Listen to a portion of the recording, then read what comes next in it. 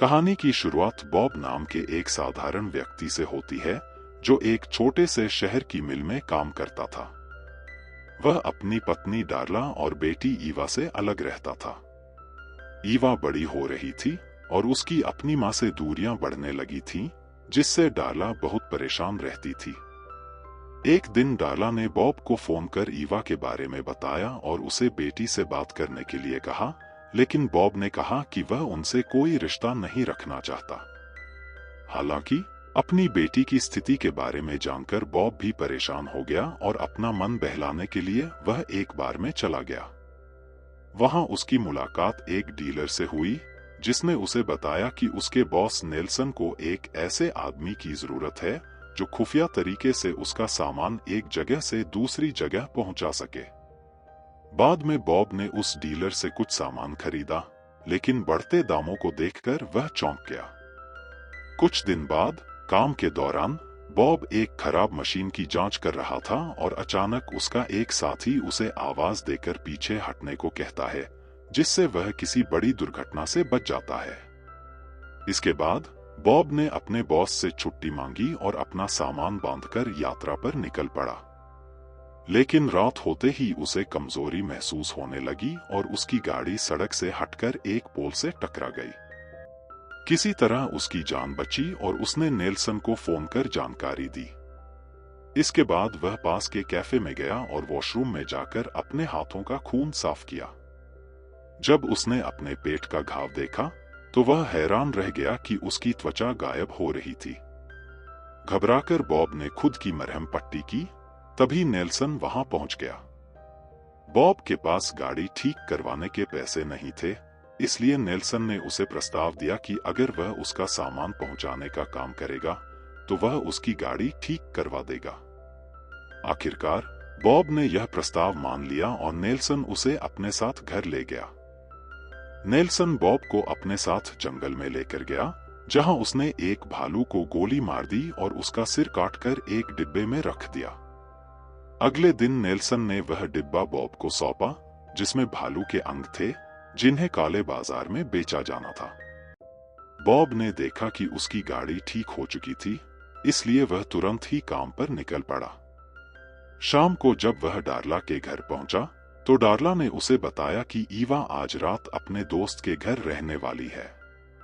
अगली सुबह बॉब जब वह डिब्बा पहुंचाने के लिए निकल ही रहा था, तभी ईवा घर लौट आई। ईवा गुस्से में बोली कि इतने समय तक गायब रहने के बाद अब वह क्यों आया है। बॉब कुछ कह नहीं पाया और ईवा के जाने के बाद वह डिब्बा पहुंचाने के लिए एक दुकान पर गया। वहां के दुकानदार ने बॉब को चेतावनी दी कि नेल्सन के साथ काम करना खतरनाक हो सकता है, लेकिन बॉब ने चुपचाप डिब्बा उसे दे दिया। दुकानदार ने गौर किया कि बॉब की तबीयत ठीक नहीं है, इसलिए उसने उसे एक खास चाइनीज दवाई का डिब्बा दिया। बॉब जब घर लौटा तो ईवा ने उसकी बिगड़ती तबीयत के बारे में पूछा, लेकिन बॉब ने झूठ बोलते हुए कहा कि उसे काम पर चोट लग गई थी। इसके बाद ईवा ने अपने दादा की जानलेवा बीमारी के बारे में बात शुरू की, लेकिन बॉब ने टाल मटोल कर बात घुमा दी। थोड़ी देर बाद ईवा अपने दोस्तों से मिलने चली गई। रास्ते में वह एक चाइनीज दुकान पर रुकी, जहां एक औरत ने उसे कुछ दवाइयां दिखाईं और पास के कमरे में बैठे डॉक्टर से मिलने की सलाह दी। लेकिन ईवा ने डॉक्टर से मिलने से मना कर दिया और सिर्फ एक चाय का डिब्बा खरीदकर वहां से निकल गई। बाद में वह अपने दोस्तों से मिली, लेकिन उसकी मनस्थिति कुछ और ही थी। शायद उसके मन में अपनी किसी छुपी बीमारी का डर छिपा था, जिसे वह किसी से साझा नहीं करना चाहती थी। ईवा और उसके दोस्तों ने एक सुनसान पड़े मेंटल हॉस्पिटल में घूमने का फैसला किया। वहां घूमते हुए वे भूत प्रेत की बातें करके मजाक कर रहे थे। तभी ईवा ने बताया कि उसके दादा एक समय में इस अस्पताल में भर्ती थे, मगर उसके जन्म से पहले ही उनका निधन हो गया था। ईवा अब यहाँ उनके कागजात ढूंढकर उनकी बीमारी के बारे में जानना चाहती थी। चलते चलते वे बेसमेंट में पहुंचे, जहां उन्होंने सफेद कपड़े में लिपटा हुआ एक शरीर देखा, लेकिन जैसे ही उनके कदमों की आहट हुई, वह इंसान अचानक से गायब हो गया। तभी ईवा की एक सहेली डर गई और उसने घबराहट में ईवा का हाथ पकड़ा, मगर उसने देखा कि ईवा का हाथ बीच से गायब था। यह देखकर वह इतनी डर गई कि चीखते हुए भाग निकली। उधर डार्ला और बॉब ईवा के बचपन की बातें कर रहे थे। अगली सुबह डार्ला ने देखा कि ईवा रात को घर लौटी ही नहीं। डार्ला और बॉब ने मिलकर उसे ढूंढने की कोशिश की, लेकिन कोई सुराग नहीं मिला। फिर बॉब को ईवा के कमरे में उसका फोन मिला, जिसमें पता चला कि वह अपने दोस्तों के साथ मेंटल हॉस्पिटल गई थी। अब बॉब और डार्ला ईवा की सहेली के घर पहुंचे, लेकिन उसके पिता ने बताया कि वह लड़की भी घर नहीं लौटी थी। इसके बाद बॉब ने नेल्सन को फोन कर बताया कि उसका अगला पार्सल पहुंचाने में उसे कुछ समय लगेगा। कुछ देर बाद बॉब को ईवा के बाकी दोस्त दिखे, तो उसने उनसे ईवा के बारे में पूछा। पहले तो उन्होंने कोई जवाब नहीं दिया, जिससे बॉब गुस्से में आ गया और हाथापाई पर उतर आया। तब उनमें से एक लड़के ने बताया कि ईवा उनके साथ मेंटल हॉस्पिटल तक गई थी, लेकिन वहां से सब डर के मारे भाग गए थे और उसके बाद से ईवा कहाँ है, किसी को पता नहीं। यह सुनकर बॉब को एहसास हुआ कि ईवा अपने दादा की बीमारी की छानबीन करने वहां गई थी। उधर जब ईवा की आंख खुली तो उसने खुद को एक पिंजरे में कैद पाया।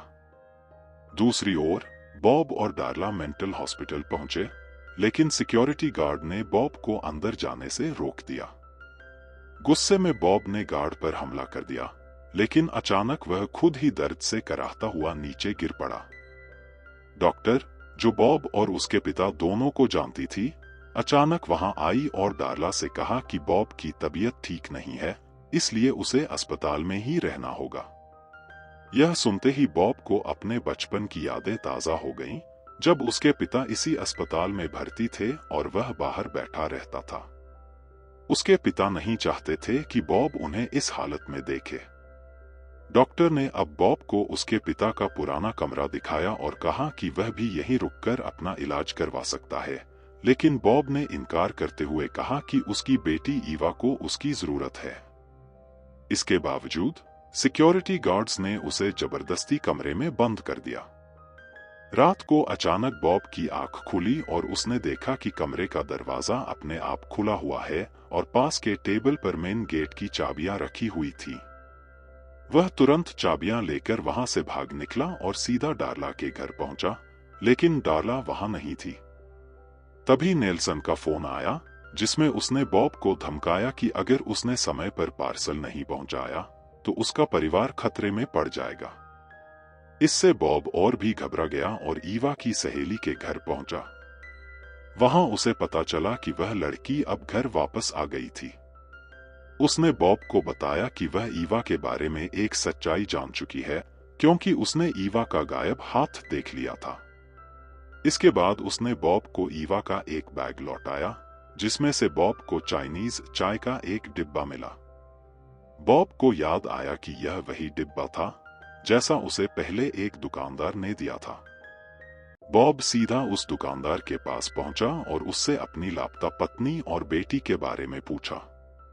दुकानदार ने बॉब को साफ साफ कहा कि भले ही वह गैर कानूनी धंधे करता हो, लेकिन वह भी एक पिता और पति है और वह कभी किसी इंसान को अगवा नहीं कर सकता।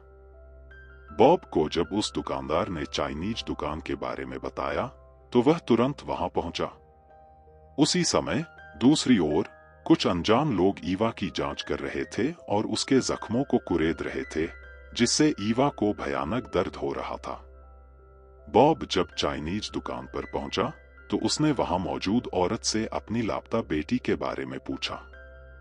वह औरत थोड़ी घबरा गई, लेकिन उसने सच्चाई छिपा ली।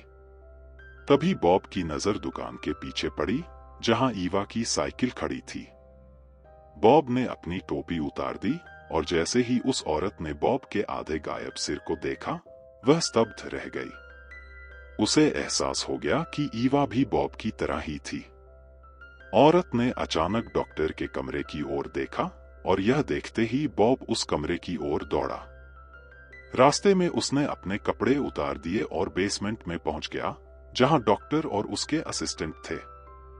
बॉब ने उन पर तुरंत हमला किया और अपनी बेटी को रिहा करने की मांग की। तभी उसे पिंजरे से ईवा की आवाज सुनाई दी। बॉब पिंजरे के पास गया और जब उसने ईवा को देखा तो उसका आधा शरीर गायब हो चुका था। ईवा यह देखकर बहुत डर गई, लेकिन बॉब ने उसे जैसे तैसे शांत किया और पिंजरा खोलकर उसे आजाद किया। इसके बाद दोनों वहां से भाग निकले और जल्द ही घर पहुंचे। जब डार्ला ने बॉब को देखा तो उसने पाया कि बॉब तेजी से गायब हो रहा था, इसलिए वह तुरंत उसकी देखभाल में लग गई। डार्ला को पहले से पता था कि बॉब को यह अजीब बीमारी थी जिसमें शरीर गायब होने लगता था। अगली सुबह जब बॉब को होश आया तो उसने ईवा को बताया कि उसे अपनी बीमारी के कारण उनसे दूर जाना पड़ा था। यह बीमारी उनके खून में ही मौजूद थी और अनजाने में उसने यह बीमारी अपनी बेटी को भी दे दी थी। बॉब ने ईवा से कहा कि अब वह इस बीमारी के कारण दुनिया से दूर जाना चाहता है, क्योंकि वह दिन ब दिन गायब होता जा रहा था और इससे पहले कि यह बात दुनिया के सामने आए उसे बहुत दूर जाना होगा। ईवा ने भी फैसला किया कि वह अपने पिता के साथ जाएगी, क्योंकि उसका भी यही हाल होने वाला था। आखिरकार बॉब और ईवा ने घर छोड़ने का फैसला किया। डार्ला ने दोनों को भरी आंखों से आखिरी बार विदा किया, यह जानते हुए कि वह शायद उन्हें दोबारा कभी नहीं देख पाएगी। कहानी में ट्विस्ट तब आता है जब रास्ते में ईवा अपने पिता बॉब से कई सवाल पूछती है। बॉब उसे बताता है कि वह अपने परिवार पर बोझ नहीं बनना चाहता था, इसलिए सबसे दूर चला गया। ईवा अपने पिता से कहती है कि वह पल जीना चाहती है जो उन्होंने खो दिया। कुछ समय बाद वे उस जगह पहुंचते हैं जहां से बॉब को नेल्सन का अगला पार्सल देना था, लेकिन तब बॉब देखता है कि उसका चेहरा भी गायब हो रहा है। ईवा फाउंडेशन से उसका चेहरा ढक देती है और बॉब पार्सल एक आदमी को सौंप देता है। इसके बाद वे वापस घर आते हैं। बॉब ईवा को चाइनीज चाय का डिब्बा देता है और ईवा उसे चाय बनाकर देती है। बॉब कहता है कि यहाँ वह शांति से रह सकती है, क्योंकि इस जगह के लोगों को किसी के गायब होने से कोई फर्क नहीं पड़ता। उधर नेल्सन जब पार्सल खोलता है तो उसमें केवल लोहे की कीलें होती हैं। बॉब तेजी से गायब होता जा रहा था और उसने कहा कि उसका वक्त आ गया है। एक बार उसने मिल में जाकर कुछ गलत करने का सोचा, लेकिन ऐन वक्त पर उसने अपना इरादा बदल दिया। नेल्सन ने बॉब के घर में जबरदस्ती घुसकर ईवा पर बंदूक तान दी और बॉब का पता पूछने लगा। ईवा ने कहा कि बॉब घर बेचकर चला गया है, लेकिन नेल्सन जानता था कि बॉब का सामान अभी भी वहीं था। उसने अब बॉब की गलती की सजा ईवा को देने का फैसला किया। तभी अचानक किसी ने नेल्सन को धक्का दे दिया और ईवा को एहसास हुआ कि उसके पिता पूरी तरह गायब होने के बावजूद उसकी रक्षा करने आए थे। बॉब ने नेल्सन को मार डाला और वादा किया कि वह ईवा को कभी अकेला नहीं छोड़ेगा। बाद में उन्होंने नेल्सन की लाश जंगल में फेंक दी, जहां एक भालू ने उसे खा लिया। ईवा ने एक दुकान से चश्मे खरीदे और गाड़ी में अपने पिता से बात करने लगी। बॉब ने कहा कि उसके पिता नहीं चाहते थे कि वह उन्हें इस हालत में देखे। बॉब को हमेशा लगता था कि उसके पिता मानसिक अस्पताल में मारे गए, लेकिन असल में उसके पिता ही उसे वहां से आजाद करवाने वाले थे। वे भी पूरी तरह गायब होने के बाद अस्पताल में भटक रहे थे और वहां के लोग उन्हें भूत समझते थे। ईवा को अस्पताल के बेसमेंट में देखा सफेद कपड़ा याद आया और उसने कहा कि वह भी अपने दादाजी से जाकर बात करेगी, क्योंकि वे भी गायब होकर मानसिक अस्पताल में घूम रहे थे। तो आपके हिसाब से गायब हो जाना एक सुपर पावर है या कमजोरी? कमेंट्स में जरूर बताएं। मिलते हैं अगली वीडियो में।